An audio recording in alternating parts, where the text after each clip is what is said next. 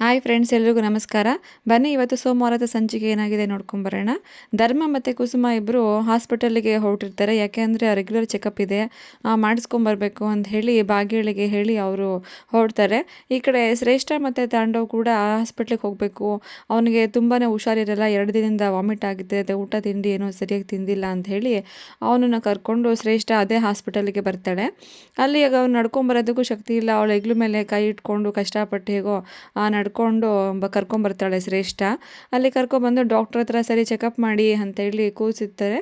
ಅವರು ಡಾಕ್ಟರ್ ಒಂದು ಸ್ವಲ್ಪ ಹೊತ್ತು ನೀವು ಹೊರಗಡೆ ಹೋಗಿ ಅಂತ ಹೇಳಿ ಅವಳನ್ನು ಕಳಿಸಿ ಇವನು ಒಬ್ಬನೇ ತಾಂಡವನ ಚೆಕಪ್ ಮಾಡ್ತಾ ಇರ್ತಾರೆ. ಅದೇ ಜಾಗಕ್ಕೆ ಕುಸುಮ ಮತ್ತು ಅವ್ರ ಯಜಮಾನರು ಬರ್ತಾರೆ.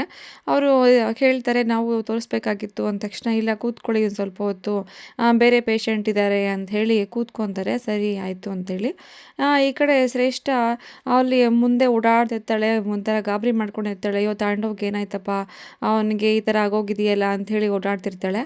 ಅದನ್ನು ನೋಡಿಬಿಟ್ಟು ಅವರು ಕೇಳ್ತಾರೆ, ನೋಡು ಕುಸುಮ, ಅಲ್ಲಿ ಇಲ್ಲೂ ಬಂದು ನಿಂತ್ಕೊಂಬಿಟ್ಟಿಯಾಳೆ ಇವಳು, ಎಲ್ಲೋದ್ರೂ ಈ ದರಿದ್ರ ನಮ್ಮನ್ನು ಬಿಡಲ್ಲ, ಯಾವಾಗಲೂ ಇದೇ ಥರ ಓಡಾಡ್ಕೊಂಡು ನಿಂತಿರ್ತಾಳೆ, ನಮ್ಮ ಮುಂದೆ ಎಲ್ಲ ಬರ್ತಾ ಇರ್ತಾಳೆ ಅಂಥೇಳಿ ಅವಳಿಗೆ ಅಂತಿರ್ತಾರೆ.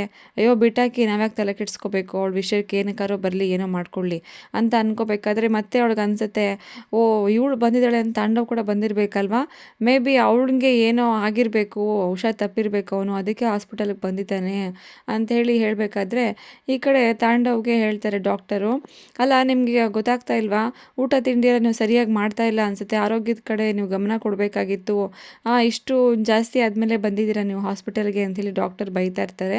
ನೀವು ಹೊರಗಡೆ ಫುಡ್ಡು ತಿಂತಾ ಇದ್ದೀರಾ ಅಂತ ಅನಿಸುತ್ತೆ ನೋಡಿ, ಇದೇ ಥರ ಜಾಸ್ತಿ ಆದರೆ ಆಮೇಲೆ ಅಪಾಂಡಿಸ್ ಆಗೋಗುತ್ತೆ.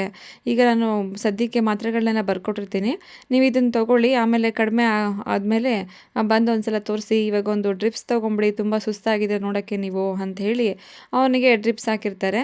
ಸರಿ, ಆಮೇಲೆ ಈ ಕಡೆ ಕುಸುಮನು ಮತ್ತು ಅವರು ಯಜಮಾನರು ಹಾಸ್ಪಿಟ್ಲ್ ಒಳಗಡೆ ಹೋಗಿ ತೋರಿಸ್ಕೊಂಡು ಅವರಿಗೆ, ಇಲ್ಲ ಸರ್ ನೀವು ಆರಾಮಾಗಿದ್ದೀರಾ, ಈಗೇನು ತೊಂದರೆ ಇಲ್ಲ, ಬಿ ಪಿ ಎಲ್ಲ ಕಡಿಮೆ ಆಗಿದೆ, ನೀವು ಇದೇ ಮಾತ್ರೆಗಳನ್ನು ಕಂಟಿನ್ಯೂ ಮಾಡಿ ಅಂತ ಹೇಳಿ ಈ ಕಡೆ ಬರ್ತಾ ಇರ್ತಾರೆ. ಆದರೆ ಕುಸುಮಂಗೆ ಅವನಿಗೆ ಏನಾಗಿದೆಯೋ ಅಂತ ಸ್ವಲ್ಪ ಗಾಬರಿ ಇರುತ್ತೆ, ಮಗ ಅನ್ನೋದಕ್ಕೆ. ಅದಕ್ಕೆ ಅವ್ರು ಹೇಳ್ತಾರೆ, ನಿನಗೆ ಮಗ ಅನ್ನೋದು ಸ್ವಲ್ಪ ಇದೆ ಅಲ್ವಾ, ಹೋಗು ಪರವಾಗಿಲ್ಲ, ಹೋಗಿ ಮಾತಾಡ್ಸ್ಕೊಂಡು ಬರೋಕ್ಕೆ ಹೋಗಿ ಅಂತ ಹೇಳಿದ ತಕ್ಷಣ ಅಲ್ಲಿ ಶ್ರೇಷ್ಠ ನಿಂತ್ಕೊಂಡಿರ್ತಾಳೆ. ಏಯ್ ಶ್ರೇಷ್ಠ, ಏನಾಯಿತು ನನ್ನ ಮಗನಿಗೆ, ಯಾಕೆ ಹಿಂಗೆ ಕರ್ಕೊಂಬಂದಿದ್ದೀಯಾ ಅಂತ ಕೇಳಿದ ತಕ್ಷಣ, ನೀವೇನಕ್ಕೆ ಬಂದಿದ್ದೀರಾ ಇಲ್ಲಿಗೆ, ನೀವು ಹೋಗಿ, ನೀವು ನಿಮ್ಮ ಮಗನ ಬಿಟ್ಬಿಟ್ಟಿದ್ದೀರ ತಾನೇ, ಮತ್ತೇನಕ್ಕೆ ಬಂದ್ರಿ ಇಲ್ಲಿಗೆ ಅಂದ ತಕ್ಷಣ, ನೋಡು ನನ್ನ ಮಗನ ಕಿತ್ಕೊಂಡಿದ್ಯಾ ಆಲ್ರೆಡಿ, ನೋಡಿದ್ರೆ ಹಾಸ್ಪಿಟ್ಲಿಗೆ ತೊಗೊಬಂದು ಇಲ್ಲಿ ಮಲಗಿಸಿದ್ಯಾ, ಈಗ ಏನು ಅಂತ ಹೇಳಿಲ್ಲ, ನಿನಗೆ ಇವಾಗ ಬೀಳುತ್ತೆ ಒದೆ ಅಂತ ಹೇಳಿ ಕೋಪ ಮಾಡಿಕೊಂಡು ರೇಗಿದ ತಕ್ಷಣ, ಇಲ್ಲ ಅವರಿಗೆ ಫುಡ್ಡು ಇನ್ಫೆಕ್ಷನ್ ಆಗಿದೆ, ಅದಕ್ಕೋಸ್ಕರ ಹಾಸ್ಪಿಟ್ಲಿಗೆ ಕರ್ಕೊಬಂದಿದ್ದೀನಿ ಅಂತ ಹೇಳಬೇಕಾದ್ರೆ ಇವನು ಮಲ್ಕೊಂಡಿರ್ತಾನಲ್ಲ, ಅವನಿಗೆ ಅವಳು ಧ್ವನಿ ಕೇಳಿಸುತ್ತೆ. ಓ ಅಮ್ಮ ಬಂದಿದ್ದಾರೆ ಅಂತ ಖುಷಿಗೆ ಅವು ನನಗೆ ಹುಷಾರು ತಪ್ಪಿದ್ದೀನಿ ಅಂದ ತಕ್ಷಣ, ಅಮ್ಮ ಬಂದುಬಿಟ್ಟಿದ್ದಾರೆ ನೋಡೋಕ್ಕೆ ಅಂತೇಳಿ ಅಮ್ಮ ಅಮ್ಮ ಅಂತ ಹೇಳಿ ಕಿರಿಸ್ತಾ ಇರ್ತಾನೆ. ಅದಕ್ಕೆ ಯಾಕೆ ಹಂಗೆ ಕಿರಿಸ್ತಾ ಇದೀಯಾ ಅಂತ ಹೇಳಿದ ತಕ್ಷಣ, ಅಮ್ಮ ನಾನು ನೋಡೋಕ್ಕೆ ಅಂತ ನೀನು ಹಾಸ್ಪಿಟಲಿಗೆ ಬಂದಿಯಾ ಅಂತ ಹೇಳಿದ ತಕ್ಷಣ, ನನಗೇನಂತ ಕರ್ಕೊಂಬಂದಿದ್ದೀನಿ ನೋಡೋಕ್ಕೆ, ನಾನು ಯಾವುದಕ್ಕೂ ಬಂದಿಲ್ಲ, ನೋಡೋದಕ್ಕೆ ಅಂತ ಏನು ಬಂದಿಲ್ಲ, ಅದೆಲ್ಲ ಅಮ್ಮ ಏನೂ ಇಲ್ಲ, ಸುಮ್ಮನೆ ಮಲ್ಕೋ ಅಂಥೇಳಿ ಬೈತಾರೆ. ಓ ನಿನ್ನ ನೋಡೋಕ್ಕೆ ಅಂತೇನು ಬಂದಿಲ್ವಾ, ಓ ಅಂಥೇಳಿ ಅವನಿಗೆ ಅನ್ಕೋತಾ ಇರ್ತಾನೆ. ನೋಡಿದ್ಯಾ ನಿನ್ನ ಗತಿ ಇವಾಗ ಏನಾಗಿದೆ ಅಂತ, ನನ್ನ ಸೊಸೆ ಇದ್ದಾಗ ನೀನು ಎಷ್ಟು ಚೆನ್ನಾಗಿ ನೋಡ್ಕೋತಾ ಇದ್ಲು, ಬೆಳಿಗ್ಗೆ ಎದ್ದರೆ ಎಲ್ಲ ಕೆಲಸಗಳು ನಿನಗೆ ತಿಂಡಿ ಊಟದಿಂದ ಹಿಡಿದು ಎಲ್ಲನೂ ಅವಳೇ ಮಾಡಿಟ್ಟಿರ್ತಾ ಇದ್ಲು. ಇವಾಗ ನೋಡು ನೀನು ಇವಳಿಗೆ ಕಟ್ಕೊಂಡು ಬಂದು ಹಾಸ್ಪಿಟಲ್ಗೆ ಬಂದು ಬಿದ್ದಿದೀಯಾ, ಇದು ಸ್ಟಾರ್ಟಿಂಗ್ ಕಣೋ, ಅವಳಿಗೆ ಎಷ್ಟು ಕಾಟ ಕೊಟ್ಟಿದೀಯಾ ನೀನು, ಪ್ರತಿ ಹೆಜ್ಜೆ ಹೆಜ್ಜೆಗೂ ಅವಳು ಏನೇ ಮಾಡೋಕ್ಕೆ ಹೋದರೂ ಅವಳಿಗೆ ಕಷ್ಟ ಕೊಟ್ಟಿದ್ದಕ್ಕೆ ದೇವ್ರ ರೀತಿ ತೊಗೊಬಂದು ನೀನು ಇಲ್ಲಿ ಹಾಕಿದ್ದಾನೆ, ಇನ್ಮೇಲಾದರೂ ಬುದ್ಧಿ ಕಲ್ತ್ಕೊ ಒಂದು ಸ್ವಲ್ಪನಾದ್ರೂ ಅಂತ ಹೇಳಿದ ತಕ್ಷಣ, ಓ ನಿನ್ನ ಸೊಸೆನ ಇಲ್ಲೂ ಹೋಗ್ಲಕ್ಕೆ ಬಂದುಬಿಟ್ಟಿದ್ಯಾ, ಅದಕ್ಕೋಸ್ಕರ ಇಲ್ಲಿಗೆ ಬಂದೆ ಅನಿಸುತ್ತೆ ಅಂತ ಹೇಳಿ ಅವನು ಹೇಳ್ತಾ ಇರ್ತಾನೆ. ಈ ಕಡೆ ಸುಂದ್ರಿ ಮತ್ತು ಭಾಗ್ಯ ಅಡುಗೆಗೆ ಆರ್ಡರ್ ಬಂದಿರುತ್ತೆ ಅಂತ ಹೇಳಿ ಅಡುಗೆ ಮಾಡ್ತಾ ಇರ್ತಾರೆ. ಸರಿ, ಕಾಲಿಂಗ್ ಬೆಲ್ ಸೌಂಡ್ ಆದ ತಕ್ಷಣ ಸುಂದ್ರಿ, ಓ ಹಾಸ್ಪಿಟಲ್ಗೆ ಹೋಗಿದ್ರಲ್ಲ ಅವರೆಲ್ಲ ಬಂದಿರಬೇಕು ಅಂತ ಹೇಳಿ ಖುಷಿಯಿಂದ ಬಾಗಿಲು ತೆಗಿತಾಳೆ. ನೋಡಿದ್ರೆ ಯಾರೋ ಬೇರೆ ಆಫೀಸರ್ಸ್ಗಳು ಬಂದಿರ್ತಾರೆ. ಅವಳು ಗಾಬರಿ ಆಗುತ್ತೆ. ಸರ್ ಯಾರು ನೀವು ಅಂತ ಕೇಳಿದ ತಕ್ಷಣ, ಯಾರೀ ಇದು, ಭಾಗ್ಯ ಅವರ ಮನೆ ತಾನೇ ಇದು ಅಂತ ಕೇಳ್ತಾರೆ. ಹೌದು ಸರ್, ಭಾಗ್ಯ ಅವ್ರ ಮನೆಯೇ, ಹೇಳಿ ಅಂದ ತಕ್ಷಣ, ಎಲ್ರಿ ಜಾಗ ಬಿಡ್ರಿ, ಒಳಗಡೆ ಹೋಗಬೇಕು ಅಂತ ಹೇಳಿ ಒಳಗಡೆ ಸೀದಾ ಅಡುಗೆ ಮನೆಗೆ ಬರ್ತಾರೆ. ಅವಳು ಭಾಗ್ಯ ಅಡುಗೆ ಅಡುಗೆ ಮಾಡ್ತಾ ಇರ್ತಾಳೆ. ಏನ್ರಿ ನೀವು ಏನು ಮಾಡ್ತಾ ಇದ್ದೀರಾ ಅಂತ ಕೇಳಿದ ತಕ್ಷಣ, ಇಲ್ಲ ಸರ್ ನಾವು ಅಡುಗೆ ಮಾಡ್ಕೊಡ್ತೀವಿ, ಕೈ ತುತ್ತು ಮನೆ ಊಟದ್ದು ನಾವೇ ಮಾಡೋದು ಅಂತ ಹೇಳ್ತಾಳೆ. ಸರಿ ಲೈಸೆನ್ಸ್ ತೋರಿಸಿ ಅಂತ ಕೇಳ್ತಾರೆ. ಲೈಸೆನ್ಸಾ ಅದೆಲ್ಲ ಏನೂ ಇಲ್ವಲ್ಲ ಅಂತ ಹೇಳಿ ಗಾಬರಿಯಿಂದ ಮಾತಾಡ್ತಾಳೆ. ಅದಕ್ಕೆ ಲೈಸೆನ್ಸ್ ಇಲ್ಲ ನಿಮ್ಗೆ ಯಾರು ಪರ್ಮಿಷನ್ ಕೊಟ್ಟಿದ್ದು ಅಡುಗೆ ತಿಂಡಿ ಎಲ್ಲ ಮಾಡ್ಕೊಡೋದಕ್ಕೆ? ನಿಮ್ಗೆ ಗೊತ್ತಿಲ್ವೇನ್ರಿ ಫುಡ್ ಡಿಪಾರ್ಟ್ಮೆಂಟ್ ಇದೆ ಅಂತಂದರೆ ಆ ಥರ ಎಲ್ಲ ಮಾಡಬಾರ್ದು ಅಂತ ಅಂದ ತಕ್ಷಣ, ಅಯ್ಯೋ ಸರ್ ನಂಗೆ ಗೊತ್ತಾಗಿಲ್ಲ, ಇದೊಂದು ಸಲ ಕ್ಷಮಿಸಿ ಅಂದ ತಕ್ಷಣ, ಇಲ್ಲ ಅವೆಲ್ಲ ಆಗಲ್ಲ, ಈ ಫುಡ್ಡೆಲ್ಲ ನಾವು ಸೀಸ್ ಮಾಡ್ತೀವಿ, ಎಲ್ಲ ತೊಗೊಂಡೋಗ್ತೀವಿ.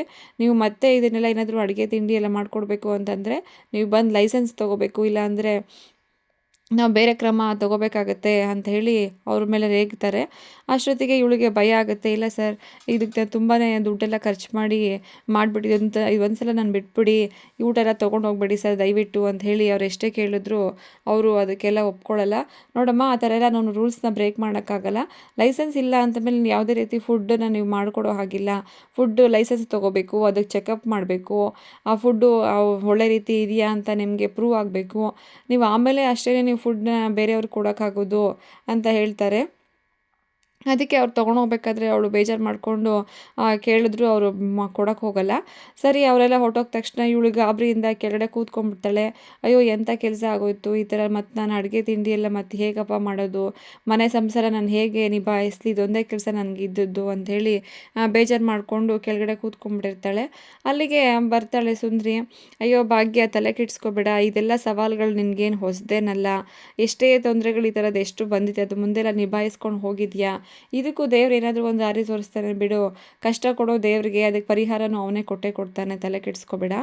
ಈಗ ರೋಡ್ ಸೈಡಲ್ಲೆಲ್ಲ ತಿಂಡಿಗಳಲ್ಲೂ ಎಲ್ಲ ಮಾಡ್ತಾರಲ್ಲಿ ಲೈಸೆನ್ಸ್ ತೊಗೊಂಡು ಏನಾದ್ರು ಮಾಡಿರ್ತಾರಾ? ಇಲ್ಲ ಅಲ್ವಾ? ಅದಕ್ಕೆಲ್ಲ ಯಾಕೆ ಯೋಚನೆ ಮಾಡ್ತೀಯಾ? ನಾವೆಲ್ಲ ನಿಮ್ಮ ಜೊತೆಗೆ ಇರ್ತೀವಿ, ಏನೇ ಆದರೂ ಎಲ್ಲ ಒಟ್ಟಿಗೆ ಎದುರಿಸೋಣ ಅಂತ ಹೇಳಿ ಸುಂದ್ರಿ ಭಾಗ್ಯನಿಗೆ ಹೇಳಿದ ತಕ್ಷಣ, ಹೌದು ಸುಂದ್ರಕ್ಕ, ನಾವು ಯಾವುದೇ ಕಾರಣಕ್ಕೂ ಸೋಲ್ಬಾರ್ದು, ಇದನ್ನು ಹೇಗಾದರೂ ಮಾಡಿ ಸರಿ ಮಾಡಿಕೊಂಡು ಮತ್ತೆ ನಮ್ಮ ಕೆಲಸನ ಶುರು ಮಾಡ್ಕೋಬೇಕು ಅಂತ ಹೇಳಿ ಹೇಳ್ತಾ ಇರ್ತಾಳೆ. Thank you friends. ಈ ವಿಡಿಯೋ ಇಷ್ಟ ದಯವಿಟ್ಟು ಒಂದು ಸಬ್ಸ್ಕ್ರೈಬ್ ಮಾಡಿ, ಒಂದು ಲೈಕ್ ಮಾಡಿ, ಶೇರ್ ಮಾಡಿ. Thank you friends.